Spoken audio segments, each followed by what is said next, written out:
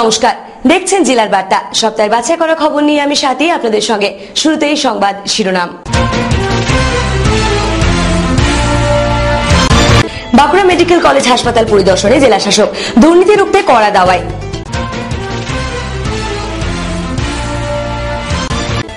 জেলা জুড়ে স্মরণে শ্রদ্ধায় পালিত বিশ্ববরেণ্য সাংবাদিক রামানন্দ চট্টোপাধ্যায়ের জন্মদিবস।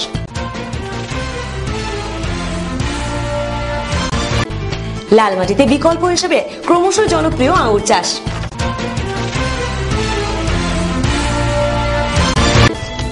রাজ্য সরকারের সমালোচনায় সরব বিজেপি, থানা ঘেরাও থেকে বিক্ষোভ কর্মসূচিতে ঘাসফুলকে লাগাতার আক্রমণ পদ্মফুলের। খবর বিস্তারিতভাবে। বাঁকুড়া মেডিকেল কলেজ হাসপাতাল চত্বরে দালাল চক্র থেকে বেহাল পরিকাঠামোর ছবি বিভিন্ন সময় উঠে এসেছে আমাদের ক্যামেরায়। মেডিকেল কলেজ চত্বরের সরেজমিনে বিভিন্ন পরিস্থিতি খতিয়ে দেখতে এবার খোদ জেলা শাসক। হাসপাতাল পরিদর্শন করে কাজে স্বচ্ছতা আনায় জোর দিলেন তিনি। দালাল চক্রের কথাও স্বীকার হাসপাতাল কর্তৃপক্ষের। জেলার প্রান্তে প্রত্যন্তে ছড়িয়ে আছে নানান স্বাস্থ্য কেন্দ্র। কোথাও অবহেলা, কোথাও আবার প্রশাসনিক দেখভালের অভাবে বেহাল অবস্থা স্বাস্থ্য পরিকাঠামোর। হাসপাতালগুলিতে রমরমিয়ে চলছে এই দালাল চক্র। হাসপাতালগুলির কোনায় কোনায় বাসা বেঁধেছে এই অসাধু দালাল ব্যবসা। সরকার পারবে কি ভাঙতে এই ঘুঘুর বাসা? এই নিয়েই আমাদের ধারাবাহিক প্রতিবেদন। বাঁকুড়া সম্মেলনী মেডিকেল কলেজ হাসপাতাল পরিদর্শনে জেলা শাসক সহ জেলা পরিষদের সভাধিপতি। উল্লেখ্য, বাঁকুড়া সম্মেলনী মেডিকেল কলেজ হাসপাতাল চত্বরের বেহাল পরিকাঠামো থেকে কর্তব্যে গাফিলতি, দালাল চক্র নিয়ে নানান অভিযোগ ছিল। বাড়ি বাড়ি দালাল চক্রের ঘটনা রমরমিয়ে বেড়েছে হাসপাতাল চত্বরে। সে অভিযোগের ভিত্তিতেই পরিদর্শন করেন জেলা শাসক। কথা বলেন হাসপাতাল কর্তৃপক্ষের সঙ্গে। যদিও বিষয়টি রুটিন মাফিক বলেই জানাচ্ছেন বাঁকুড়ার জেলা শাসক বিজয় ভারতী। অন্যদিকে পরিকাঠামোহীনতা ও দালাল চক্রের কথা স্বীকার করেছেন খোদ medical college super doctor Panchanan Kundu. তার দাবি, বিষয়গুলি নিয়ে বারে বারে কড়া পদক্ষেপ নিয়েছে হাসপাতাল কর্তৃপক্ষ। যদিও দালাল চক্র অনেকটাই কমেছে বলেই দাবি করেন তিনি। নিয়মিত আসা উচিত। আজকেও রেগুলার ভিজিট বলবো আমি। কিছু সমস্যা থাকে আমাদের কানে পৌঁছে যায়, তো আমাদের ভিজিট করি। মাঝে আগেও এসেছিলাম, ইলেকশন আগেও। আবার যা আজকে দেখলাম, মানে পরিবেশ পরিচ্ছন্ন দেখলাম, খুব পরিষ্কার পরিচ্ছন্ন ছিল। লেকিন এরপর রেগুলার আসা উচিত। এখানে ডক্টর বা মরিজ এতগুলো গ্রীষ্মকালে অনেক সমস্যা থাকে, জলের সমস্যা আছে, সমস্যা আরো ব্লাড ব্যাংকের সমস্যা দেখা যাচ্ছে। এইসব শুনে আমাদের দেখতে এলাম। আর কিছু রেগুলার রুটিন।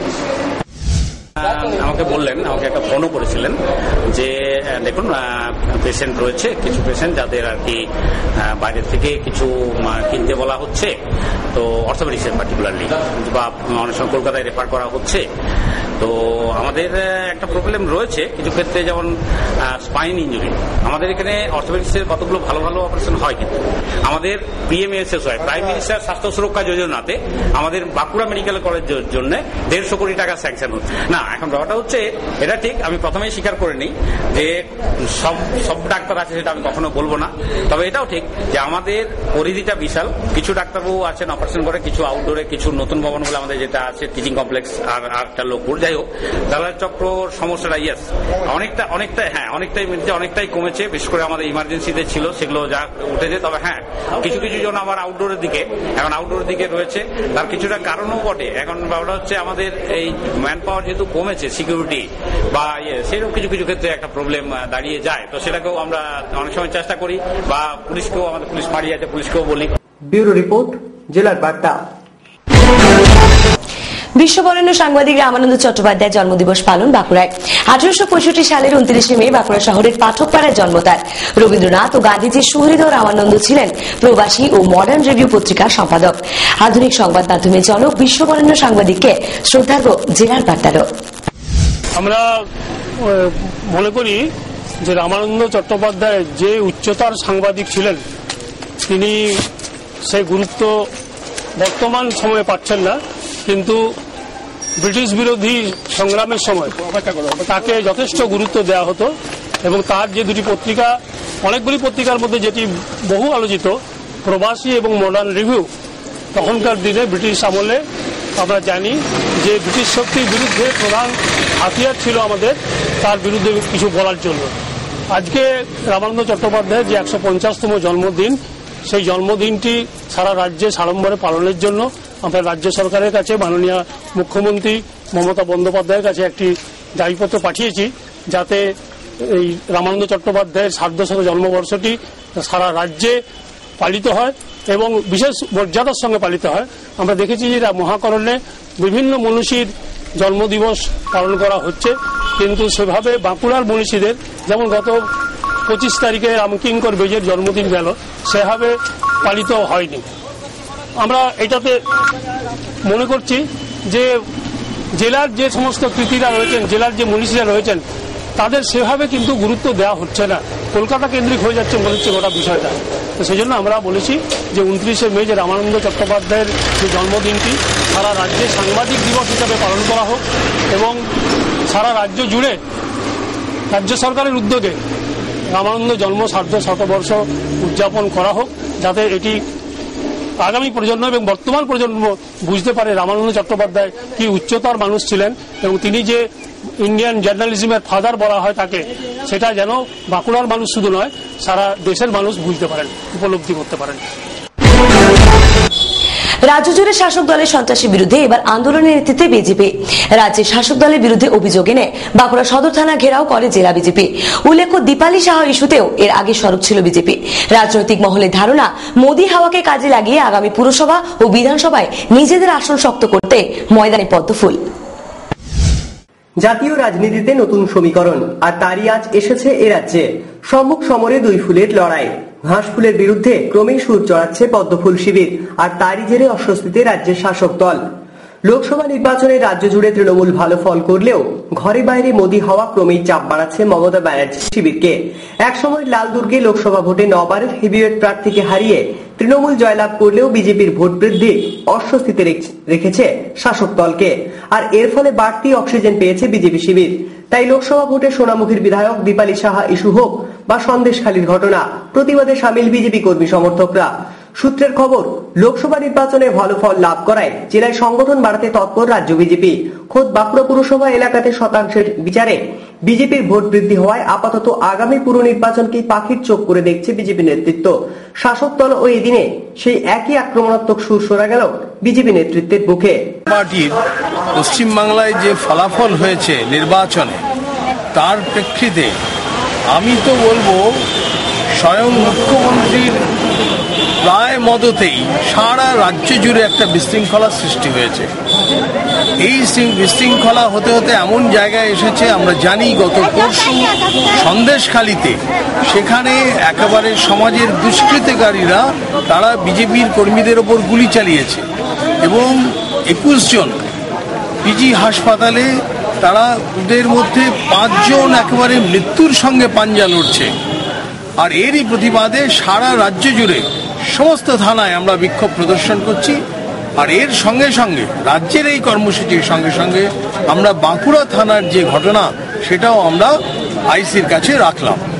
বাঁকুড়ায় যে মনিয়াডি গ্রাম, এই গ্রামে তৃণমূলের ছেলেরা বারবার সন্ত্রাস করছে। গ্রামবাসীরা তাদেরকে একেবারে সকলে মিলে একসঙ্গে প্রতিবাদ করেছে। তাদেরকে এইভাবে সন্ত্রাস করার সময় একবার তাদেরকে বাড়ির মধ্যে ঘিরে রাখে এবং ঘেরা অবস্থাতে পুলিশকে ডেকে আনা হয়। এই রকম পরিস্থিতি বোধহয় বাংলার ইতিহাসে অত্যন্ত কম হয়েছে, যে দুষ্কৃতকারীরা সমস্ত গ্রামবাসীদের দ্বারা ঘেরা হয়ে গেছে এবং দরজায় তালা লাগানো। সেই অবস্থায় আমরা পুলিশকে ডেকে নিয়ে পৌঁছেছি সেখানে। এর পরবর্তী ক্ষেত্রেও সেই দিনের যে ঘটনা, তাতে আমাদের কর্মীর ওপরে শাবল দিয়ে আঘাত করা হয়েছিল, কিন্তু পরবর্তী ক্ষেত্রে তৃণমূলের ছেলেরা তারা আইনজ্ঞকে দিয়ে মিথ্যা সাজিয়ে বিভিন্ন জামিন অযোগ্য ধারায় কমপ্লেন করেছে, যার কোনো প্রমাণের কোনো কিছু বিষয়ই নেই। এই রকম সমস্ত কাজ করছে। কাজে আমরা সে বিষয়টাও আইসির নজরে দিলাম। আপনি নিরপেক্ষ তদন্ত করে সমস্ত কিছু সিদ্ধান্ত নেবেন। উনি আমাদের কথা দিয়েছেন যে নিরপেক্ষভাবে তদন্ত করেই সমস্ত কিছু করবেন এবং সঙ্গে সঙ্গে মনিয়াডি গ্রামেও দিনে 2 বার, বিশেষত সন্ধ্যের পরে 2 বার যাতে পুলিশ যায়, এই কথা হয়েছে। এবং ভবিষ্যতে আমরা ডিএসপি ডিএনটির সঙ্গেও দেখা করব, যাতে ওখানে একটি স্থায়ী পুলিশ পিকেট কিছুদিনের জন্য করা যায়।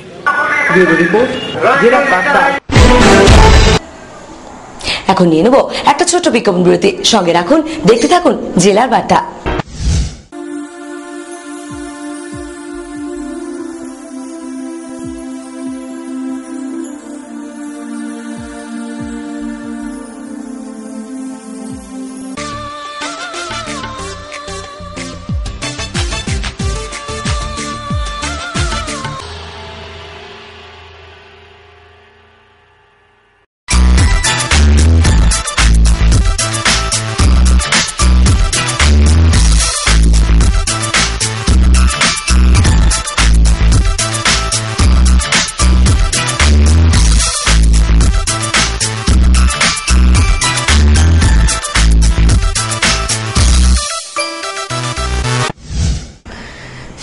বিরতির পর।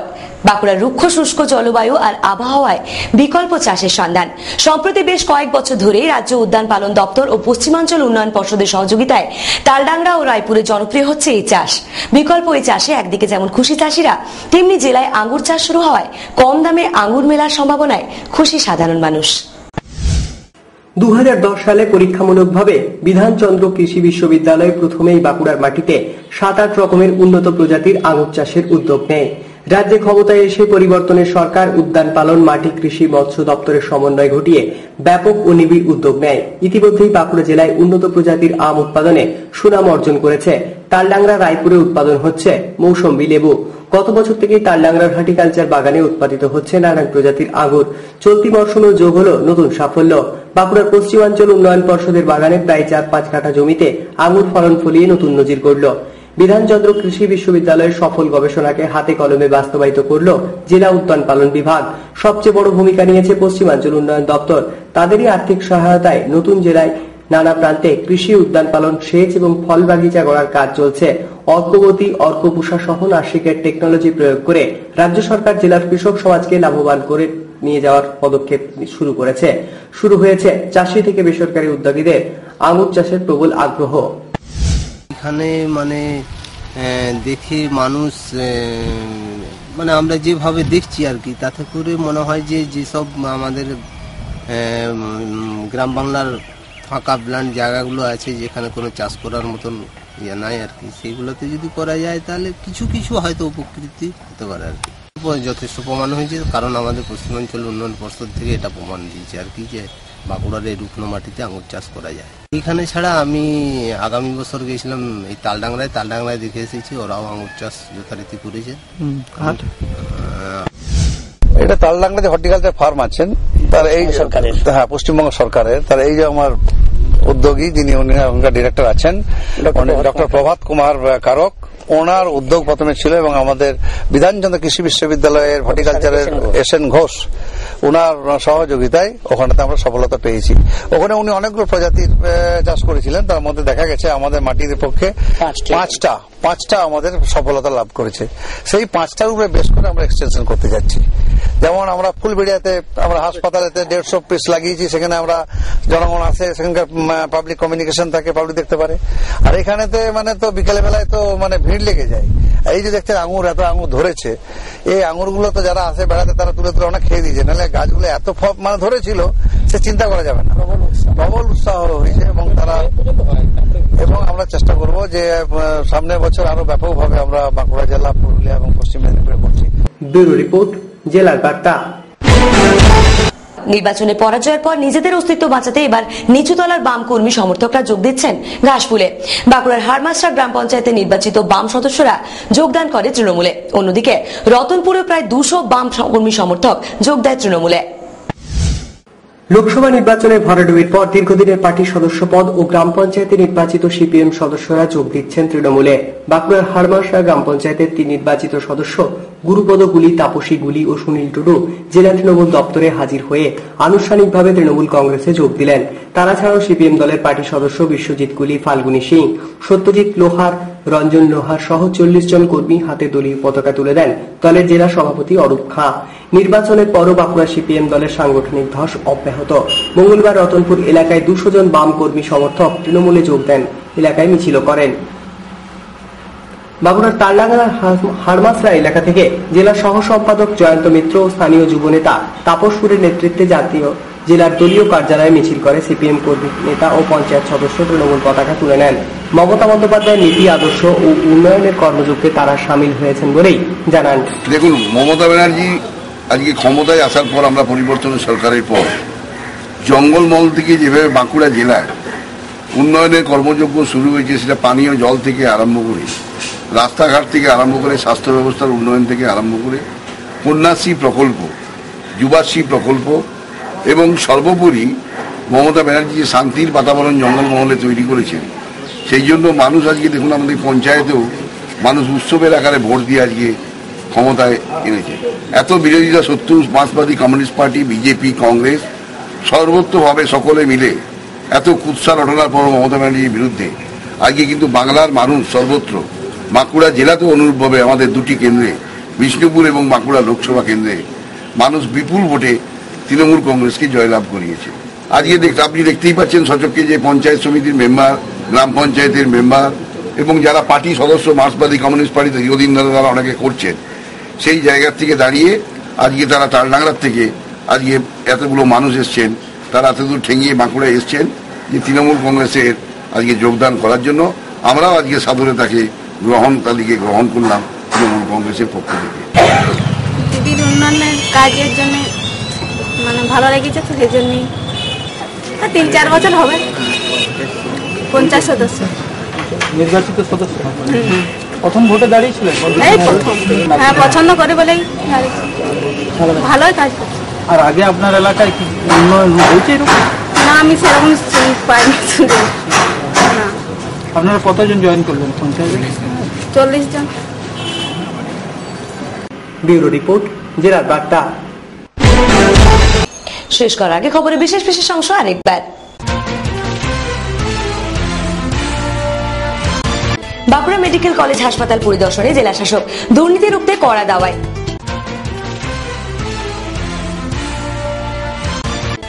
জেলা জুড়ে স্মরণে শ্রদ্ধায় পালিত বিশ্ববরেণ্য সাংবাদিক রামানন্দ চট্টোপাধ্যায়ের জন্মদিবস।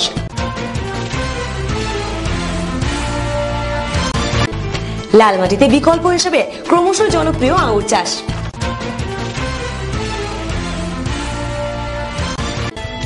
রাজ্য সরকারের সমালোচনায় সরব বিজেপি, থানা ঘেরাও থেকে বিক্ষোভ কর্মসূচিতে ঘাসফুলকে লাগাতার আক্রমণ পদ্মফুলের। ইলেকট্রনিক্সের পর এবার প্রিন্ট মিডিয়াতেও আমরা। জেলা জুড়ে ভিন্ন ধারার পাক্ষিক পত্রিকা বার্তা বিনিময় প্রতি মাসের 5 ও 20 তারিখে। পত্রিকা পাওয়ার জন্য শীঘ্রই যোগাযোগ করুন স্থানীয় কেবল অপারেটরস ও পত্রিকা স্টলগুলিতে। লিখবেন আপনি, পড়বে সবাই।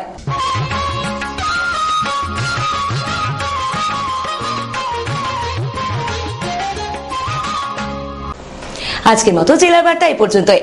পরবর্তী খবর দেখুন আপনাদের প্রিয় চ্যানেলে ঠিক সময় এই দিনে। ততক্ষণের জন্য বিদায় নিচ্ছি। দেখতে থাকুন জেলার বার্তা, জেলার মানুষের অন্তরের কথা। নমস্কার।